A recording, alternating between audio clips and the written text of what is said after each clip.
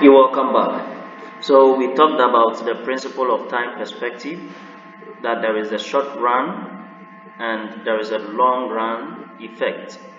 In the short run, what happens? The long run, what happens? It's very important. If you are a firm, you don't just think about a short run, you also think about the long run. Because if in the short run you are making profits and in the long run you make losses, it is not a very good decision. And we mentioned that in the short run, firms have fixed factors of production.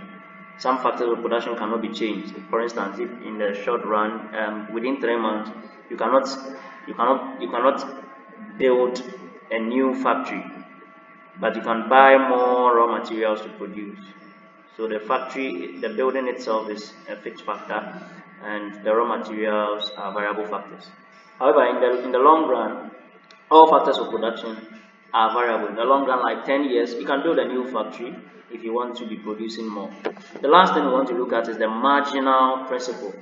Marginal principle. Due to scarce resources at the disposal of the manager, he has to be careful with how he spends each and every additional unit of resources. So every unit of resource, any additional unit of resource must be spent very carefully, because all the resources are scarce. You don't have them in abundance. That is the marginal principle. Now, this is what happens with the marginal principle. Every additional unit of resource you spend, it must give you an appreciable return. So if you are a firm and you are employing an extra person, you have to measure the extra benefits the firm gets from that person you are employing.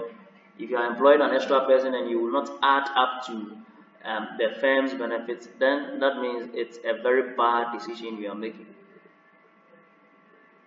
If there are some companies, the office, there are so many people there, they are not doing anything, they don't have enough to do. The work actually in the office 2 people can do, but they have about 5 people. It's a very bad decision to make. So in order to decide whether to use an extra man hour, that is to employ an extra labor, or to buy an extra machine or not, the manager needs to know the additional output expected from that labor or that extra machine. What is the additional output?